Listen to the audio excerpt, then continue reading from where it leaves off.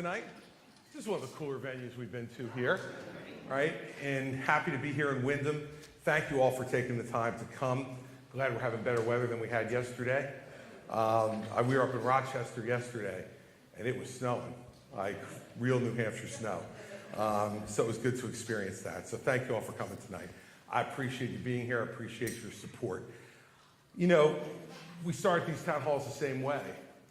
I've started them the same way ever since we were up at St. Anselm's in June, to tell you why we're in this race. And we're in this race to tell the truth. From the beginning, we've been in this race to tell the truth. Fact is that as we were watching this race come together, from where Mary Pat and I were sitting at home in New Jersey, we were really concerned that nobody would tell the truth in this race about what's really at stake. And no one would tell the truth about Donald Trump. No one would tell the truth about his divisiveness, his stoking of anger for his own benefit, him putting himself before the people of this country, myself included, who gave him the honor of being President of the United States from 2017 to 2021. Personal ambition is a necessary element for any political candidate. You got to get out of bed in the morning and be able to really believe in your heart that you have something to offer to folks that's better and different.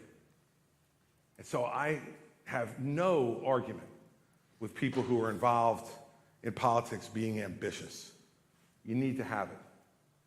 But it can't be what governs your decision making. Ambition can't be what makes you decide how to do things as a public figure. It could just be the fuel that gets you out of bed, that gets you in front of a room like this, that gets you on the phone raising money, that gets you working for people who you believe in, and gets you working for yourself. I made a political decision 8 years ago when I dropped out of the race in 2016.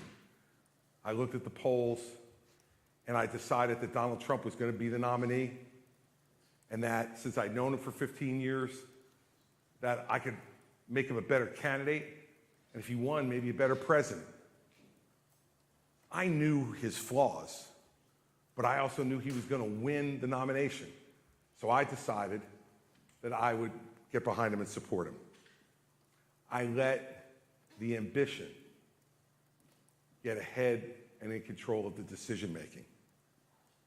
And after I figured that out, I promised myself and I promised my wife that I would never, ever do that again. And I'm not going to. So for all the people who have been in this race, who have put their own personal ambition ahead of what's right, they will ultimately have to answer the same questions that I had to answer after my decision in 2016. Those questions don't ever leave. In fact, they're really stubborn. They stay. And so I know how I'm answering those questions.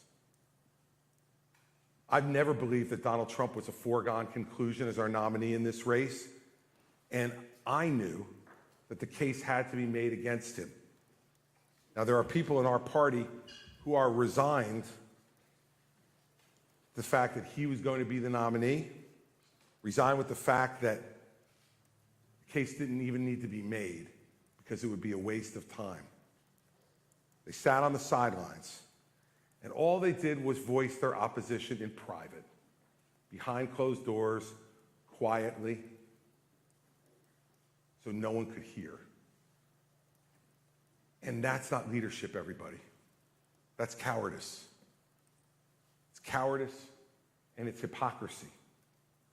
As a party, we need to be willing to take the responsibility for the part we've played in getting here. Our country is angry, it's divided, it's accomplishing little, and it is leading our citizens to be exhausted. And you just look at what's happening just in the last few days. Good people who got into politics, I believe, for the right reasons. People like Senator John Barrasso, people like Congressman Tom Emmer, stand up and endorse Donald Trump. They know better. I know they know better. People who continue to deny the results of the 2020 election. People in leadership in the House who go on TV and say that the people who attacked the Capitol on January 6th are hostages. I'll tell you who hostages are. The Israelis who are still being hidden in tunnels in Gaza against their will, out of no fault of their own. These people speak louder for the folks who attacked our Capitol on January 6th than they are willing to stand up and speak for the people of Israel who are in tunnels in Gaza. That's not leadership. That's ambition and cowardice, which has outstripped their otherwise good judgment. We want to change this party, and if we want to change this country, it's hard work. It's not easy. From the moment I got into the race, the decision that I made was really simple. I would rather lose by telling the truth than lie in order to win. And I feel no differently today, because this is a fight for the soul of our party and the soul of our country. Why have we resisted the calls to drop out of this race?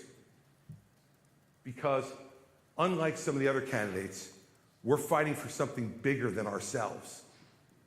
We're fighting for something bigger than self-interest. We're fighting for something bigger than the next title. I've got plenty of titles. I have enough titles to last me the rest of my life. U.S. Attorney, Governor, husband, father, son, brother. I have enough titles to last me for the rest of my life. We're fighting for something bigger.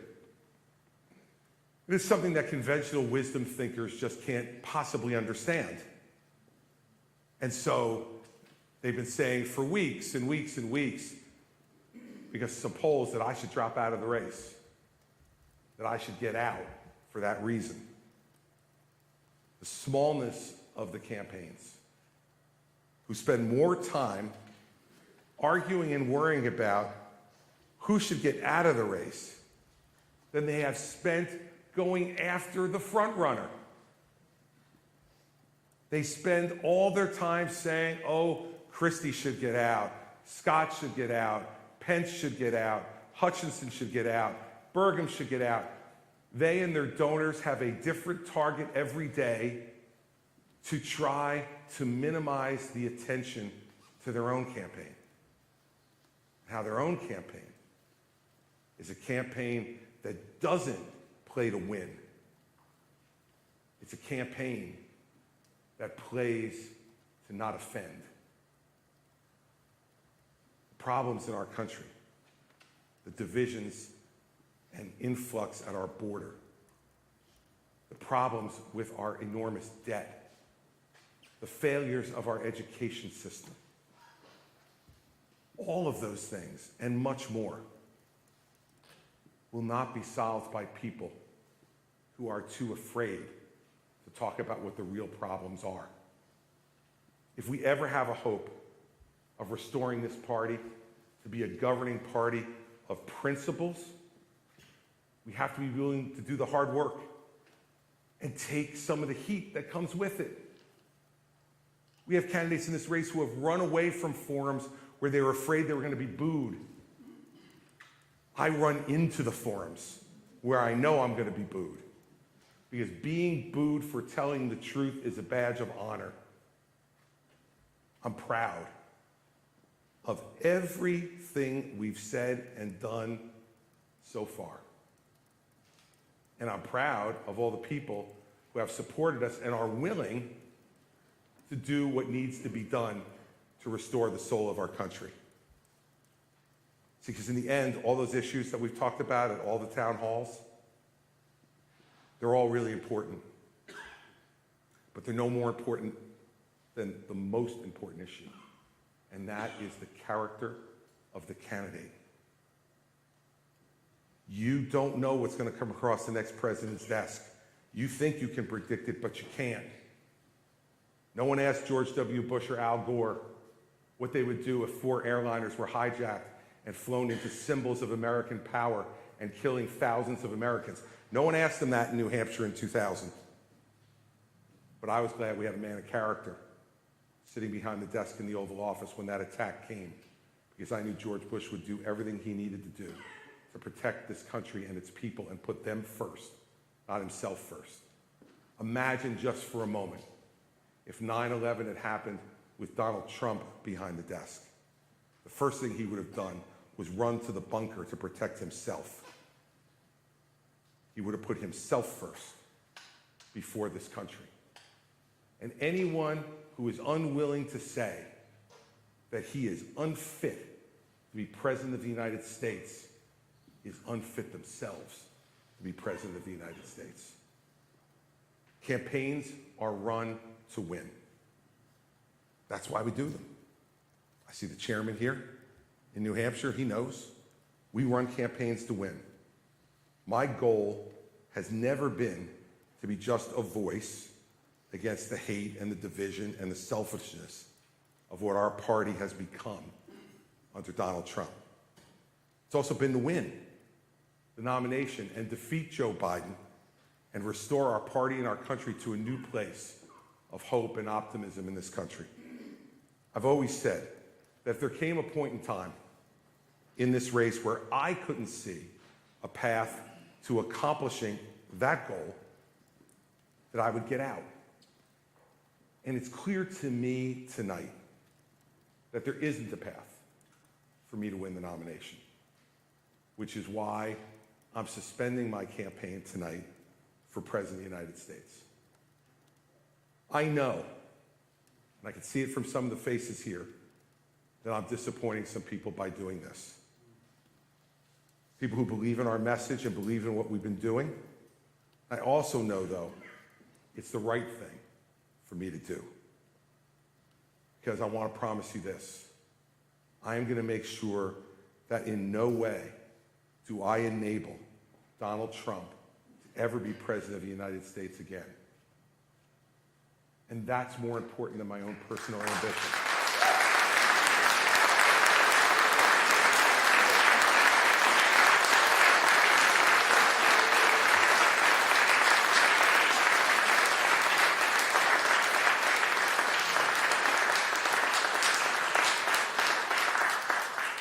So we have to decide now. We have to decide in the next 10 months, who do we want to be as a country? We forget that people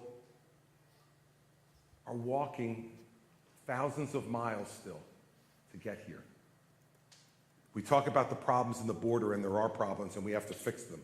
And we have to secure our border, and we have to do it in a way that's smart and sensible and will work, because it's not right to have a porous southern border in this country. But I want you to remember something. Those people who are coming over that border, many of them are walking hundreds, if not thousands of miles to get there, because here is where they see hope. Here is where they see freedom. Here is where they see success.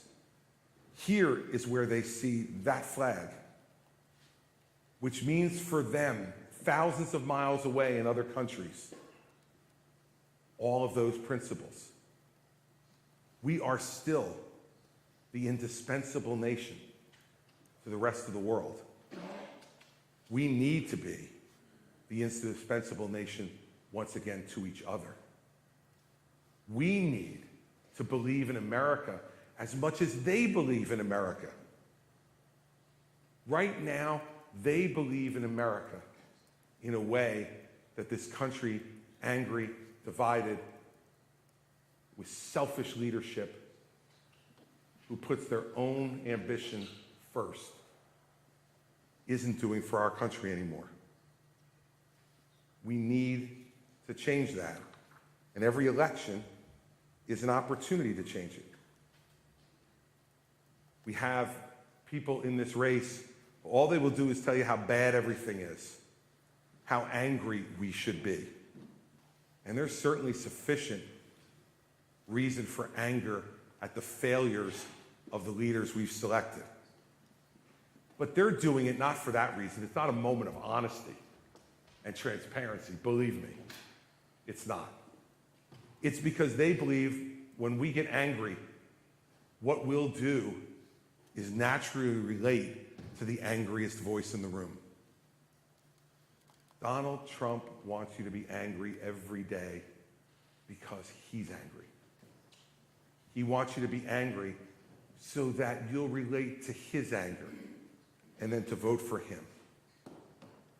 Please understand this.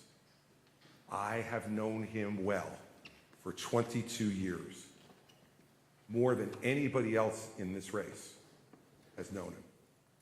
And I can promise you this, if you put him back behind the desk in the Oval Office and a choice comes and a decision is needed to be made as to whether he puts himself first or he puts you first, how much more evidence do you need that he will pick himself? And if that is what we have there, then people are going to remain angry, remain divided, and become even more exhausted than they are today. The country that I think we should choose is the country that recognizes that our differences have always been our strength, not a weakness, not something to divide us and anger us, but our differences have been our strength.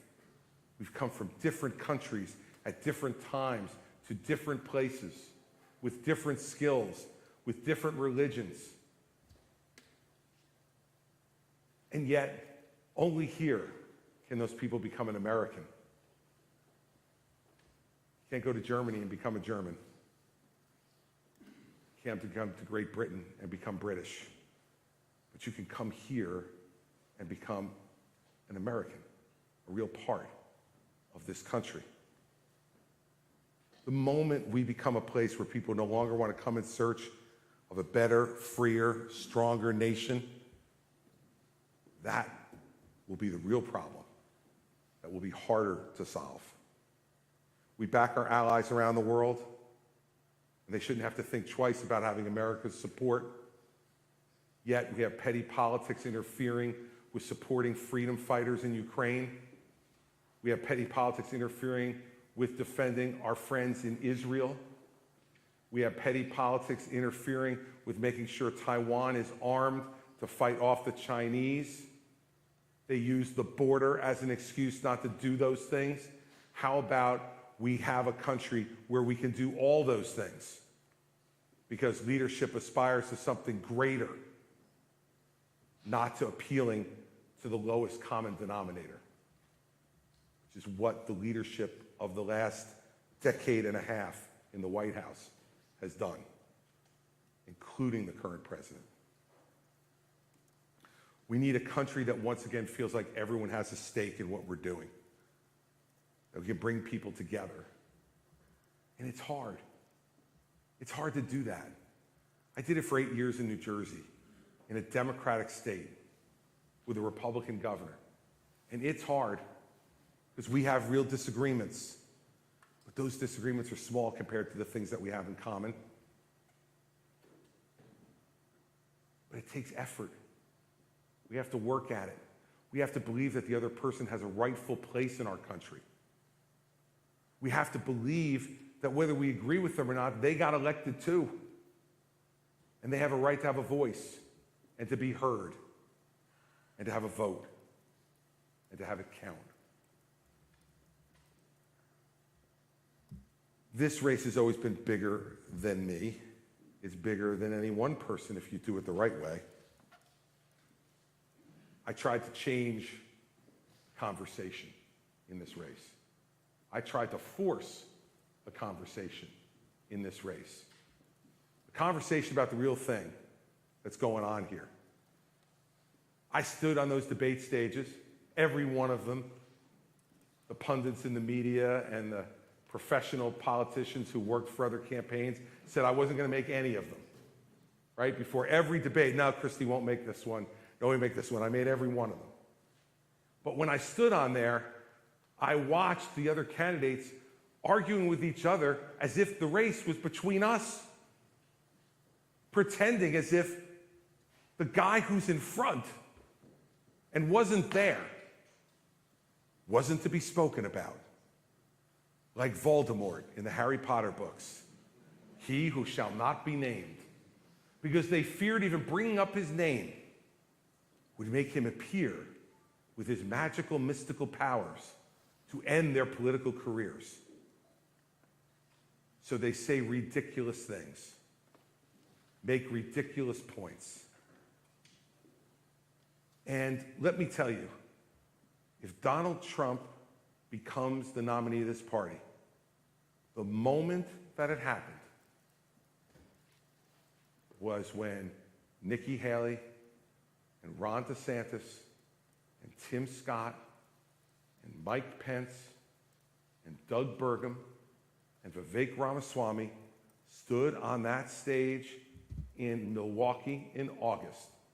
And when we were asked, would you support someone who is a convicted felon to be president of the United States, they raised their hands. Give Ron credit, he had to look at everybody else first to see if he wanted to raise his hand, but then he raised his hand. Kind of like cheating off somebody's paper in high school. They raised their hands, and I did not, and will not, and I cannot countenance that behavior.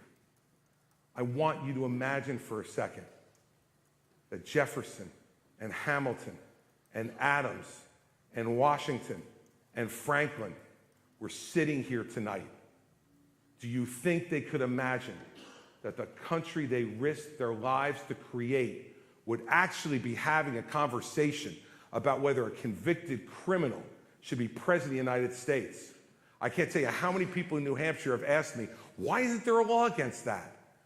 The answer is because nobody ever thought that someone would have the audacity to run for president as a criminal.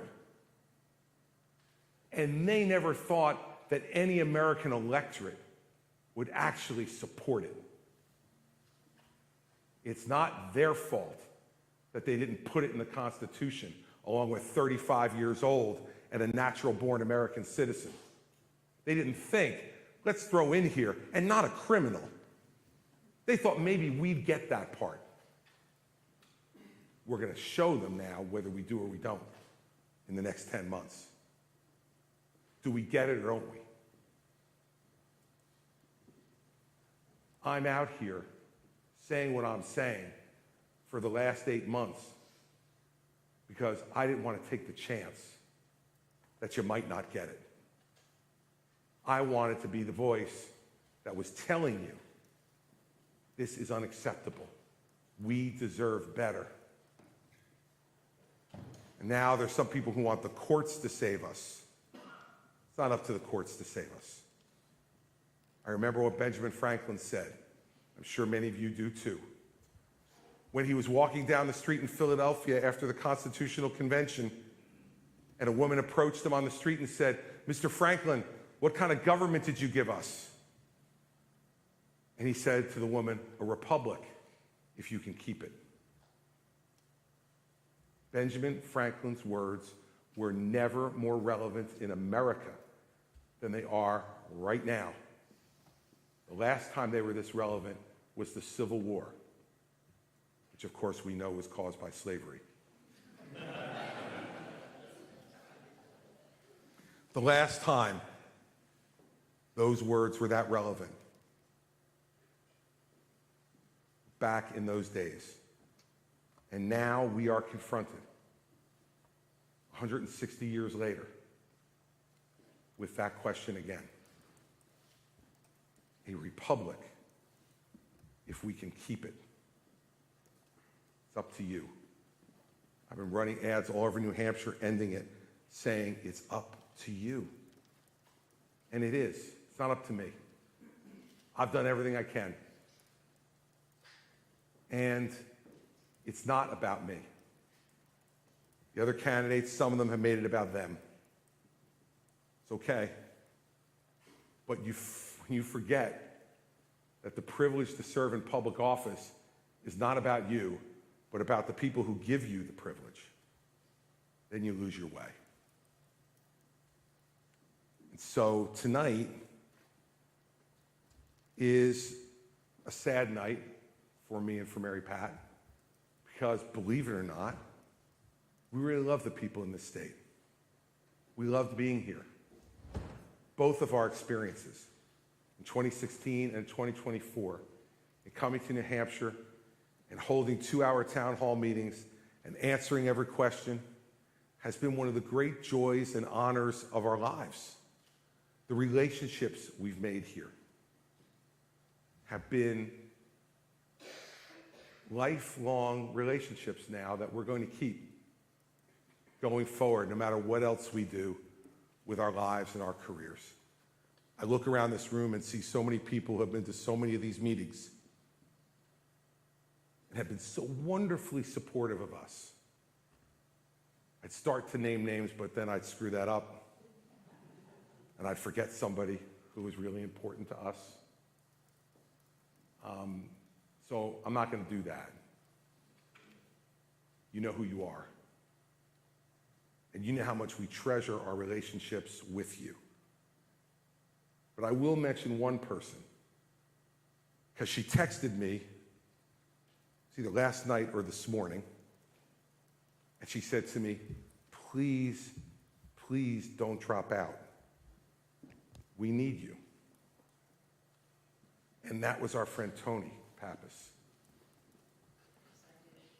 And because I had decided at that moment in my heart, and so had Mary Pat, that we were going to, I didn't respond to you because I didn't want to lie to you.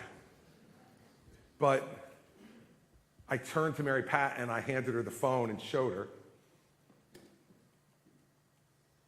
I said, these are the kind of people that we're fighting for. The people who believe that what we have to offer is something important and special, and that what we're talking about matters. And it meant a lot to me to get that text from you, Tony, because I know that you've been through a lot of campaigns here in this state, and to hear from you that you wanted me to stay made me feel guilty, but also made me feel wonderful. And, you know, both those feelings can exist at the same time. And I thank you for that. And what Tony, and I pointed out what Tony is represented by a lot of people in this room who we've heard from over the last few weeks. And we appreciate it very much. We appreciate your friendship, your hospitality, your warmth, your questions, your challenges, and everything that you provided to us in this state, both 8 years ago and over the last 8 months. I'll just end with this. I believe, and have always believed, that this is the greatest country that the world has ever seen. And I still believe that today. The phrase, "Make America Great Again," has always offended me, because it implied that America wasn't great. America is great. It was great long before those red hats showed up, and it will be great long after they are consigned to history. This country is a great country. And the only thing that stops us from having it be greater is our willingness to work hard enough to make it greater. It is not easy. to stand up and fight for what we believe in when the wind is blowing in our face. It is not easy to stand up and fight the loudest voice in the room. It isn't easy to look at someone who we know is unfit and unable to represent what the heart of this country really is, and tell them, thank you for your service. It's time for you to go home. But that's what we need to do in the next 10 months if we are going to keep in concert with the spirit of this country. I don't know how anybody could want to be president of the United States if they don't love America. And you cannot love America if you don't love every American. Love the Americans who look different than you. Love the Americans who speak different than you. Love the Americans who think different than you. Love the Americans who believe and have faith that is different than yours.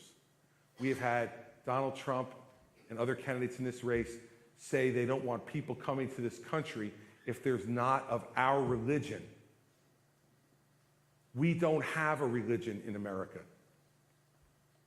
Our Constitution is founded on there being no national religion.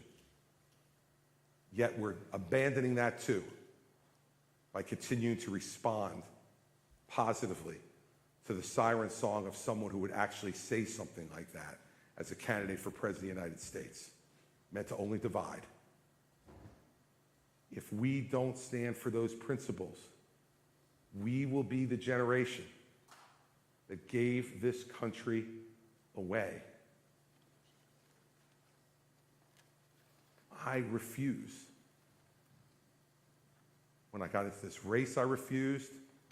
And tonight, even though I'm suspending this campaign, I am not going away. And my voice is not going away. And I'm going to continue to say all the things that I've said and whatever platforms are permitted to me as we go forward. The very same things and new things that I'm sure I will have the opportunity to comment on as we go forward. Because I'm not going to be part of the generation that gives this country away. I am not going to be part of a generation who willingly stands by and says, it's too hard, he's too loud, he's too strong. That's what defeat looks and sounds like. And the only country that can defeat America is America. And the only people that can stop it are us. So I thank you for the enormous honor to have the chance to run for President of the United States again. I thank you for your time to listen to what I've had to say and to give it thought and consideration. I thank you for the opportunity to come into your homes, into your neighborhoods, into your schools, into your churches, and to be able to make the case for the kind of America that I hope we have. And I thank you, most of all, for with your attendance at these events and your questions, for continuing to renew my faith in America and Americans. I love this country because my heart is open to every American and every person who cares about making this a better place. And so while I'm disappointed by the results of this election, I will never be disappointed by the opportunity and experience that I've had. And I promise you that in whatever way Mary Pat and I can figure out, we are going to continue to fight for you and for this country in a way that will make you proud that we met. Because I'm proud to have met all of you through this process. So thank you for coming tonight, and thank you for all your support. I appreciate it very much.